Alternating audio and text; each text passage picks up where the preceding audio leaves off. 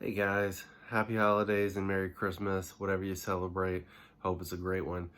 Coming in on Christmas Eve and was fortunate enough to play around at a course that I've played a ton. I actually used to run tournaments there at White Oak Park in beautiful Dallas, Georgia. If you haven't got a chance to go out there, it's a really pretty park, nice long walking paths, open fields, a couple of playgrounds, and one of the more underrated disc golf courses around. And it's partly because, one, it's not perfectly maintained, and two, it's challenging. Long course, several holes in the 400 or 500 foot range, tons of up and down hills, some really wooded areas. And I got a chance to play it with two of my favorite players to play with, Daniel and Zach. You've seen them on some videos before, and we all played pretty decent out there. So I hope you enjoyed the video. I'll do some voiceover letting you know a little bit about the hole. It's mainly tee shots, as once you get off the tee, for the most part, it's really hilly up and down, so it's hard to find a nice spot for a tripod. So I mainly see it off the tee, but hopefully you get a real good feel of what the course is like, and maybe if you're out that way one day, you'll get a chance to play it yourself. Thanks for watching. On hole one here, you have a downhill, and Daniel's going to go forehand. It's to the right of that larger pine tree you're seeing near the bottom. He's in a decent spot even though he hit that tree. And Zach's going to try a similar line here. It's down sloping the whole way on the green, so you want to hit a little bit early so you don't roll long. Zach ended up hitting early on the right side. I threw mine pretty good, but could have hung it a little bit wider. Hole 2 is big uphill, plays about 375, even though it's about 320 dead to it. Daniel gets pretty close, and Zach here is going to be a little bit short and left. Before? I go with the forehand play and didn't get it quite wide enough, but was still looking at a pretty decent circle 2 shot. That's really the shot I wanted, just not wide enough. 3 is a really long par 3. It's about 475 feet, plays uphill, back downhill, then uphill again. Tried the forehand line there. It ended up off the fairway on the right side, but still got up and down for the par pretty easily. Zach ended up kind of short left and still was able to save par. 4 is uphill and then sharply downhill, so I like playing a short skip shot that skips downhill, and didn't get the birdie but left a good spot here. And Zach goes with this outside line. This one's got a really tight OB on the right, which makes it tricky. Daniel was the only good shot here on 5 that we got, but he and I both ended with birdies. Sharp uphill. And this is kind of the signature hole, the big downhill on number 6. A little over 500 feet downhill, then back up again. And I end up just outside the circle, and then Daniel just crushes this mayhem here. That'd be nice. Keeps it turning basically the whole way, and then it whips back to a fade at the end. He didn't quite make the putt, but it was a beautiful shot right by the basket. This is one of the more, picturesque holes out here on the course. Really big downhill.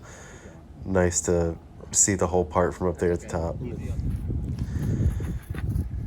Nice short mid-range shot after here. Daniel's not too happy with his hitting that branch, but Zach got some revenge. He's gotten a bogey on this one in a tournament recently and ended up getting a birdie there.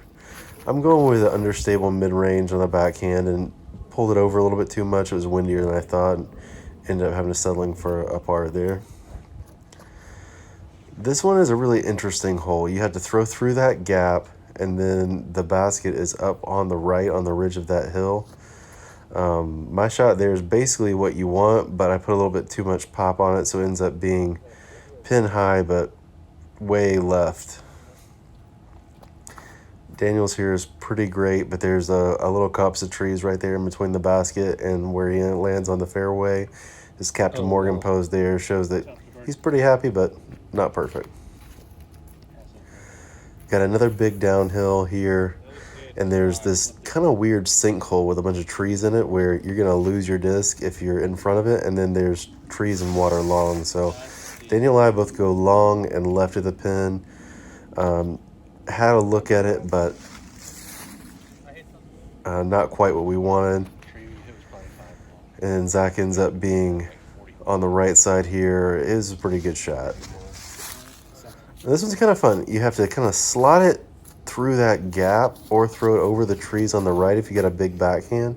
And the basket is up on the hill on the other side. We all three had a pretty decent look at it, but it's a challenging hole. This one's one of the harder ones to me. It's really tightly wooded, very sharp uphill, and it's not a short hole, so I'm just going flippy fairway driver right there in the gap, putting it where I know I can pitch up and tap in. And Daniel crushes a drive up through that right-hand side and ends up having a putt. And then Zach kind of early released on that one. He still got up and down, but not quite what you want there. And now you're thrown right back down the hill. I go tomahawk with same flippy fairway driver and ended up getting a birdie there, while Daniel opts for the envy on a straight line. Would have been great, but he hit a tree late and ends up in the creek. There's a creek right by the basket. Zach goes tomahawk as well and is just short of the water and gives himself a pretty easy three. And this one you're throwing just across the tree line. I tried the sky hyzer route, but it didn't quite work out the way I wanted to. And then Zach goes backhand straight at it and didn't get it quite high enough to go over those trees. Going flare on a forehand on this one here. Got in the circle, pretty good shot. And Zach crushes his, I think it's a D3 right there, but it doesn't end up coming back for him. He's not super happy with that. This hole's 380, but it's really downhill, so I ended up throwing a pyro on a second shot and parked it, so you can go slower than you think on this shot. Kind of just the opposite on this one. The hole is 325, but I think it throws like almost 370. I threw a warhorse hard and ended up just barely clearing the water. The water's there on the right side of the hill where you see those small trees by Daniel's hip. And Zach going backhand here to avoid that. Get up and down for a three. And this one kind of plays to a peninsula on the right. I'm going with Stego, and I did not get over on that one well at all. I ended up being short, but Zach pures this with an F3 and then has just a tap-in birdie. Now we have the other signature hole, the big hole across the water.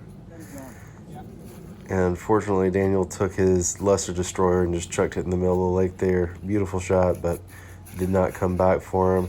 And Zach actually throws this one great. I think that's a D3. And it hits dry and rolls back in the water, but we were able to get that one. And then I go with the Kahoo that I was kind of okay losing, but still ended up making it a little bit short. I kind of babied it, but made it across safe and got the three there. And then 18, you're just throwing through this tree gap and across onto the bank of the hill. And we all got in the circle, but not particularly great. I actually got my first ace on this hole, and I kind of feel like I've never thrown it particularly well since then. So you get a good feel. The course is pretty diverse and a lot of fun. I hope you guys enjoyed seeing what White Oak Park is like. I gotta say, it's got a lot to recommend it. It's a longer course. The baskets have been repaired or replaced on some of the holes where in the past they've been damaged or stolen. The parts department's got more engaged than they were a few years ago. And the elevation, water, and woods mix is something that you really look for in top tournament courses, but you don't find it all that often, especially on courses where you have some holes that are this long. So it has a lot going for it. And recently we have, within the last couple years, signs added that they're really nice and pretty accurate as well. The things that are kind of issues there's no real tee pads. They're natural pads with just a wooden plank, with the exception of a couple small wooden platform turf pads that are not the best. So you're gonna have some footing issues off the tee. There's a lot of wet areas around the water on that downhill. That creek does not have a real bridge. There's one plank bridge where it's kind of out of the way, and then a couple fallen logs you could crawl across if you're brave. And then coming back across from 17 around to the fairway of 17 across the water, you have to go all the way back around to the, I think it's hole 12 fairway and cross there. So it's not really the easiest flow. Pads are not great. And you can have some pretty long backups, especially around hole 17 during tournaments and events. So it's got some issues that prevent it from being really a top course in Georgia. But if you were able to put in a couple more bridges and put in concrete pads, I think you're talking about that potentially being a top 10 course. The designer is Mike Dames. I've met him several times. He helped me run a tournament several years ago out there, and he's a great dude. Did a really great job designing it, and I wish we got some more courses in Paulding County, maybe with Mike Dames at the wheel designing again. That's really the only one in Paulding County proper, and could definitely use some more.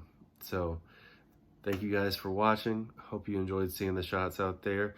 If you're curious about scores, Zach was 2 over par, Daniel was 2 under, and I ended up 4 under. And that would be around a 970 rated round in tournaments. I shot 3 under out there a couple months ago, and that was a 960. So pretty happy being a few under par. And if you shoot under par out there, you've done some good work. So thanks again for watching. Happy holidays, and see you guys in the new year.